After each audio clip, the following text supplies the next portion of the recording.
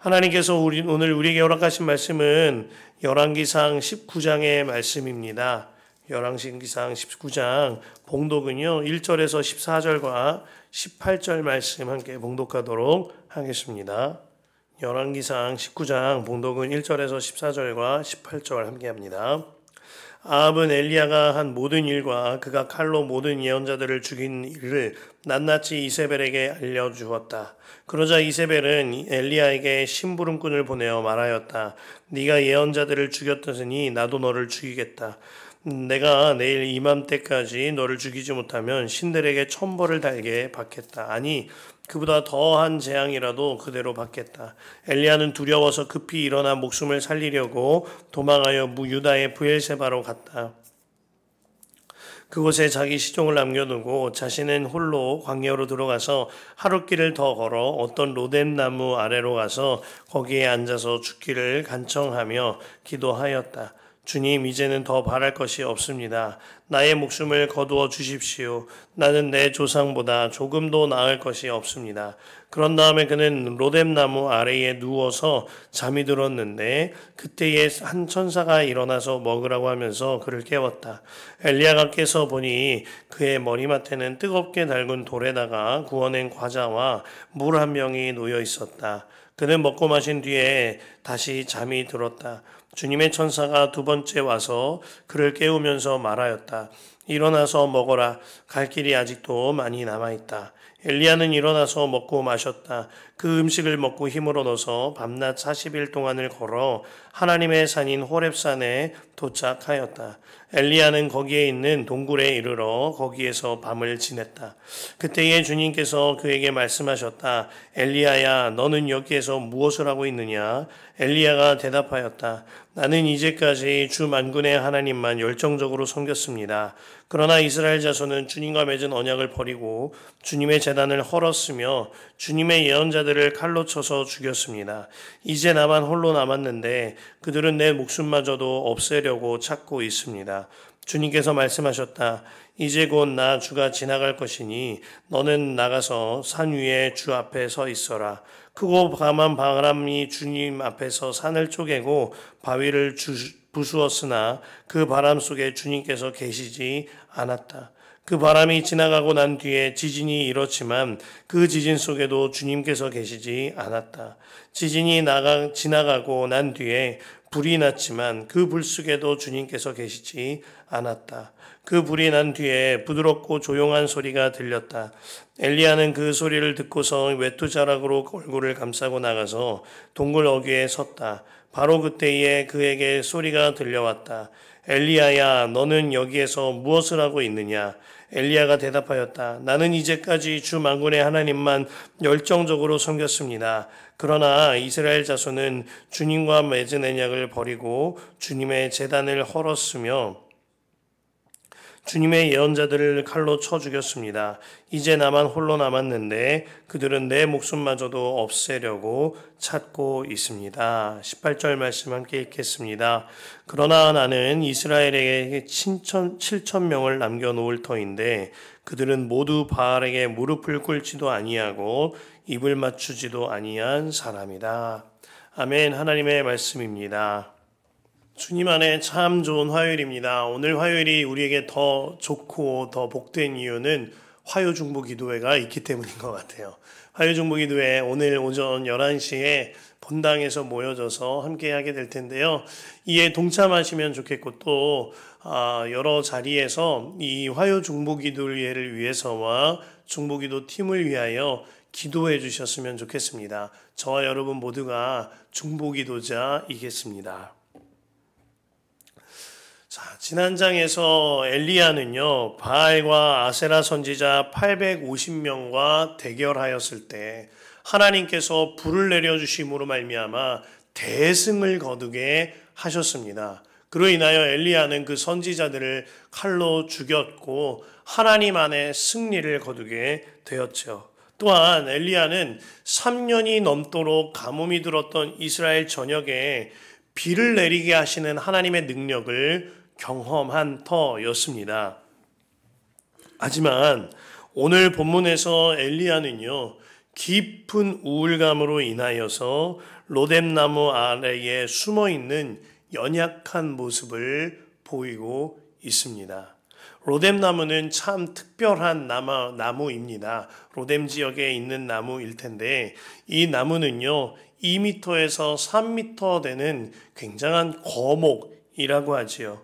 그리고 그 뿌리는 워낙에 불을 붙이기 좋아서 숯을 만드는데 불에 타는 숯을 만드는데 주로 쓰인다고 합니다. 반면 그 로뎀나무의 열매와 나뭇잎은 너무나도 써서 먹을 수가 없다고 하지요. 더구나 2m에서 3m 정도 가량 되는 이 거목은 그 이파리가 제대로 잘 나지 않아서 그림자가 거의 없다고 합니다. 엘리야가요, 그 빈약한 그림자를 의지하여 간신히 몸을 피해 놓았던 것이죠. 이 로뎀나무가 엘리야의 마음을 대변하기에 알맞은 것 아닐까 하는 마음이 드는 겁니다. 엘리야는요, 불을 떨어뜨려서 큰 능력을 행하는 듯 보였거니와 그 능력을 경험하였습니다. 하지만 그와 동시에 엘리야는 지금 인생의 쓴맛을 지나고 있지요. 또한 그 마음에도 쓰디쓴 우울감이 자리 잡혀서 우울증 환자처럼 그림자 안에 숨어 지내는 형편이 되어졌습니다. 엘리야는 이스라엘에게 크게 쓰임받았던 거목 같은 선지자였습니다. 하지만 앙상한 나무가지의 그늘을 의지하는 연약한 심령이기도 하였지요. 로뎀나무를 보면 꼭 엘리야가 떠오르게 되는 겁니다. 하지만 이러한 연약감이 꼭 엘리야만의 일일까요? 우리도 엘리야처럼 우리의 심령의 연약함을 가지고 있습니다. 그래서 우리에게는 절대적으로 주님이 필요한 것이죠. 다이애나 그루버의 영혼의 밤을 지날 때라는 책이 있습니다. 그가 표현하는 이 영혼의 밤이란 깊은 우울감으로 인하여 자리 잡힌 우울증, 마음의 우울을 말하고 있습니다. 그런데 그 책의 주인공들의 면면이 매우 특별해요. 다이애나 그루버가 연구하고 또 이게 살펴보면서 우울증을 겪은 이들을 썼는데 이런 사람들입니다. 종교개혁의 주역으로 쓰임받았던 마틴 루터, 설교의 황태자라고 불렸던 찰스 스펄전, 캘커타의 성녀라고 불렸던 마더 테레사, 흑인 인권 운동가로서 세상을 변화시키는 데 쓰임받았던 마틴 루터 킹, 미대륙 선교에 크게 쓰임받았던 데이비드 브레이너드 선교사, 그들이 이 책의 주인공입니다. 이들은 분명 하나님께 크게 쓰임받았던 사람들이었습니다. 그리고 그와 동시에 아주 심령의 연약함과 우울증으로 인하여서 굉장한 고통을 겪던 사람들이었어요. 그러나 그래서 그들은 더욱더 하나님만 의지할 수 있던 겁니다. 그래서 그들은요, 날마다 주님을 붙잡으며 자신의 상태를 점검함으로 주님께 기도하기에 힘쓰는 자들이었습니다. 뿐만 아니라 규칙적인 말씀 생활에 사활을 걸었다고 하지요. 또한 주님께서 주시는 마음과 그렇지 아니하는 마음에 관하여서 날마다 기록을 남기면서 그들의 믿음의 분투를 이어갔습니다. 그들의 연약함이 오히려 주를 향한 갈망으로, 그들의 심령의 연약함이 오히려 주를 향한 친밀감으로 이어지게 만든 것입니다. 여러분, 우리 중에 누구도 스스로 설 수 있는 사람 아무도 없습니다. 모두가 주님 없으면 죽지요. 우리 예수님께서 틀림없이 요한복음 15장에서 말씀하셨습니다. 나는 포도나무요 너희는 가지라. 내 안에 거하지 아니하면 밖에 버려져 마른단다. 그러나 주님께서는 우리의 이렇게 연약한 상태만 말씀하신 것이 아닙니다. 틀림없는 살 길도 말씀하여 주셨어요. 요한복음 15장 5, 6절에 나는 포도나무요 너희는 가지라 말씀하시기 전에 4절 말씀에 이같이 말씀하십니다. 나의 안에 거하라 나도 너희 안에 거하리라. 아멘인 거죠. 우리는 결단코 혼자가 아닙니다. 주님이 내 안에 거하세요. 나도 그 주님 안에 거할 때 우리는 살 길로 인도함 받는 겁니다. 10절에 엘리야는 나는 혼자예요 하면서 하나님께 내가 홀로 되었다고 울부짖습니다. 엘리야가 똑같은 말을 10절과 14절에 반복하는 것으로 보아 그의 마음이 완전히 무너져 내려 있는 것, 완전한 외로움에 갇혀 있는 것을 볼 수 있습니다. 엘리야는 그동안 죽을 힘을 향해 하나님을 위하여 일했습니다. 본인 스스로도 열정을 다했어요 라고 말할 만큼 열심히 하였지요. 그러나 오히려 돌아오는 결과는 그 열정과의 정반대의 결과였습니다. 백성들은 불이 떨어지는 기적과 비난을 내리는 기적을 경험하고도 여전히 바알을 섬겼고요.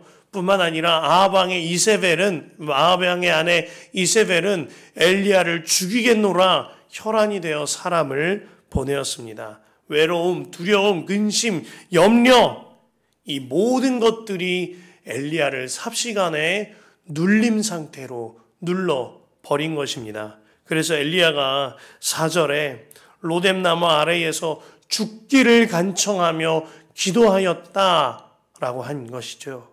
그러나 그럼에도 불구하고 본문이 우리에게 위로를 주는 것은 하나님께서 이토록 연약해진, 이토록 가냘펴진 엘리야를 끝까지 찾아오시고 먹여주시고 안아주시며 그의 눈을 밝게 열어 주셨다는 겁니다.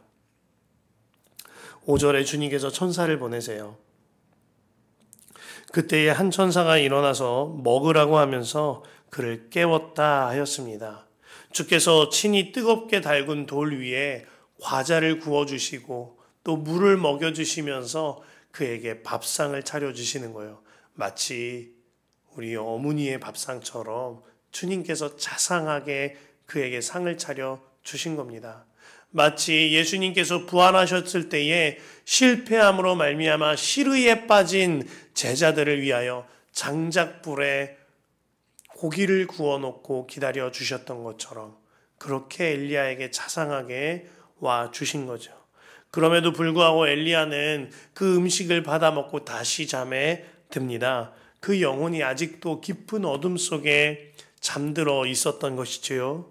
그러나 주님은 포기하지 않으시고 또 한 번 천사를 보내어서 그를 깨우십니다. 7절에 주님의 천사가 두 번째 와서 그를 깨우면서 먹이고 말을 걸었다라고 하였습니다.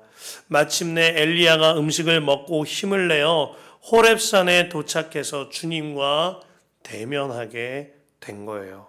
하지만 아직도 엘리야는요, 나는 혼자예요. 나는 혼자 남았어요. 하면서 주님께 울부짖습니다. 그때 주님께서는 엘리야에게 엄청난 기적과 불이 떨어지는 일들 이런 걸로 말씀하지 않으세요. 오히려 일상 속에 아주 조용하고 부드러운 음성으로 계신 주님을 그에게 만나게 하십니다. 12절이에요. 지진이 지나가고 난 뒤에 불이 났지만 그 불 속에도 주님은 계시지 않았다. 그 불이 난 뒤에 부드럽고 조용한 소리가 들렸다. 12절 말씀이 우리에게 주는 메시지가 있는 겁니다. 주님께서 일부러 그의 앞에서 큰 바람을 내시고 산을 쪼개십니다. 엄청난 일 아니겠습니까? 마치 지각이 변동되는 것처럼 산이 쪼개졌다고 하셨어요. 또한 바위를 부수셨고 지진을 일게 하시고 불을 내셨습니다. 어마어마한 기적과 어마어마한 일들을 나타내신 거죠. 그러나 그 속에 주님은 계시지 않았어요. 성경이 말하고 있죠. 그 모든 불이 지난 뒤에 주님께서 부드럽고 조용한 소리로 엘리야에게 세미한 음성으로 임재하셨습니다. 엘리야는 지금까지 엄청난 기적을 행했고 또 하나님의 능력을 경험하였죠. 그때마다 그는 주님을 체험하기는 했을 겁니다. 그러나 주님께서는 그 엄청난 역사에만 임재하시는 것이 아닌 거예요. 엘리야의 일상 속에, 또한 엘리야가 낙심했을 때에, 엘리야가 홀로 되었다고 슬퍼할 때에, 아주 조용한 가운데에서도, 엘리야의 일상 속에서도, 엘리야의 묵상 속에서도 주님은 항상 함께 하셨던 겁니다. 엘리야는 이 부드럽고 조용한 가운데 들려오는 자상하신 주님의 음성을 듣는 일에 지금까지 좀 멀어져 있을지도 모릅니다. 여러 가지 기적과 능력과 카타르시스 같은 일과 그가 말한 것처럼 열정에 함몰되어서 부드럽고 조용한 주님의 음성을 듣는 법을 잊어버렸을지도 모르죠. 오늘 주님께서 그 귀를 열어주고 계신 거예요. 엘리야야, 내가 언제나 너와 함께 있단다. 그 열정을 다할 때만 함께 있는 것이 아니라 잠잠한 가운데도, 일상 속에서도, 묵상 가운데서도 나는 너와 함께 있단다. 이 부드럽고 조용한 음성을 우리에게 주고 계신 겁니다. 우리 또한 마찬가지입니다. 우리가 신앙생활을 하면서 어떠한 눈물이 흐르고 전율이 끼쳐야만 하나님의 임재 있는 것 아닙니다. 쓰러지는 일이나 여러 가지 현상이 나타나야만 하나님의 임재 있는 것 아닙니다. 주님은 우리의 일상 속에서 언제나 우리의 묵상 가운데도 항상 함께 하시지요. 주님께서는 오늘 우리의 그 귀가 열리기를 바라는 마음으로 12절 말씀을 붙들게 하시는 겁니다. 그렇게 엘리야의 귀를 열어주시고 우리의 귀를 열어주신 주님께서는 엘리야의 눈도 열어주고 계세요. 18절 말씀입니다. 그러나 나는 이스라엘에 7,000명을 남겨놓을 터인데 그들은 모두 바알에게 무릎을 꿇지도 아니하고 입을 맞추지도 아니한 사람이다. 하나님께서 말씀하시는 겁니다. 엘리야야, 넌 혼자가 아니란다. 엘리야는 지금 문제 바라보고 자신 바라보면서 완전히 마음이 눌려 있어서 함몰되어 있었습니다. 그러나 아닙니다. 자기 연민과 마귀의 속삭임에 속은 것이지요. 하나님께서 엘리야의 닫힌 눈을 열어주고 계신 거예요. 바알에게 꿇지 아니하고 입을 맞추지도 아니한 엘리야와 같은 사람 7,000명이 너와 함께 있단다. 너의 동력자들이 있단다. 너의 공동체가 있단다. 너와 함께 마음을 나눌 만한 교우들이 너와 함께 있단다. 넌 혼자가 아니라니까 말씀하여 주시는 거예요. 두 가지 측면에서 엘리야는 혼자가 아닙니다. 먼저 주님이 엘리야와 항상 함께 하시기 때문에 그에게 부드럽고 조용한 음성으로 늘 속삭여주고 계시기에 엘리야는 혼자가 아니에요. 또 한 가지, 그가 함께하는 공동체 속에 주님이 함께 하시기에 바알에게 무릎 꿇지 않은 7,000명이 있었듯 그가 함께하는 교우들과 그가 함께하는 한몸 공동체가 있기에 주님께서 그들과 함께 하시기에 엘리야는 혼자가 아닌 것이죠.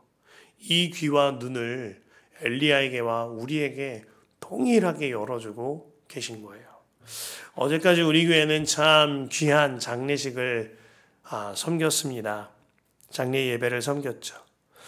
토요일 밤에 고 최승곤 집사님의 소천 소식을 듣고 저도 적잖이 놀랐습니다. 그리고 저희 아내는 곧장 장례식장으로 향했던 기억이 납니다. 그리고 다음날 주일 아침이 되었을 때 빈소에서 유가족을 만났을 때는 큰 슬픔도 있었던 모양을 보았습니다. 하지만 함께 예배하고 안아주고 또 서로 사랑하면서 주님께서 위로해 주시고 주님께서 말씀해 주시고 주님이 안아주심의 과정임을 깨닫게 되었습니다. 장례 예배를 준비하는데 주님이 저에게 이런 마음을 주시는 거예요. 주님께서 우리 이 가정과 또 우리 교우들을 향한 특별한 장례 예배를 통한 부흥회를 이어가고 계신다 하는 마음을 주시는 겁니다. 입관식과 입관 예배를 다 마치고 우리 아내 되시는 이영희 집사님께서 이런 고백을 하셨어요. 이젠 진짜 최 집사가 천국 간 게 믿어집니다 라는 말씀을 하시는데 그 얼굴에 너무 환한 화색이 도는 겁니다. 너무너무 감사했어요. 모든 장례 일정을 마친 뒤에 이제 장지에 맞춰지고 헤어지려는데 그 아들 최서혁 형제가 저한테 저벅저벅 걸어오더니 저와 함께 꽉 껴안았습니다. 그리고 최설인 자매가 저희 아내가 그에게 그런 말을 했다 그러죠. 평생 잊지 못할 것 같아요. 서로 안아주고 눈물 흘리며 헤어졌습니다. 장례의 모든 일정을 지나며 주님께서 부드럽고 조용한 음성으로 슬픔당한 가족들에게 말씀하신 겁니다. 그대는 혼자가 아니란다. 내가 그대와 함께 한단다. 부드럽고 조용한 음성으로 말씀해 주신 거죠. 또한 우리 모두의 눈을 열어 주신 겁니다. 그대들은 혼자가 아니야. 바알에게 무릎 꿇지 않은 7천 명의 용사가 엘리야와 함께 있었듯이 우리 교회 공동체가 우리 한몸 공동체가 한몸 되어서 주님과 함께 동행하고 있단다. 이 말씀을 주신 겁니다. 사랑하는 성도 여러분, 오늘 주님께서 우리의 눈과 귀를 열어주십니다. 조용하고 부드러운 음성으로 말씀하세요. 아들아, 딸아, 너는 혼자가 아니란다. 또한 주님께서 눈을 열어 우리 공동체를 보게 하시며 말씀하십니다. 그대는 혼자가 아니란다. 그 주님을 바라보는 눈과 귀가 열려져서 그 주님의 은혜를 마음껏 받아 누리는 저와 여러분 되기를 간절히 축복합니다.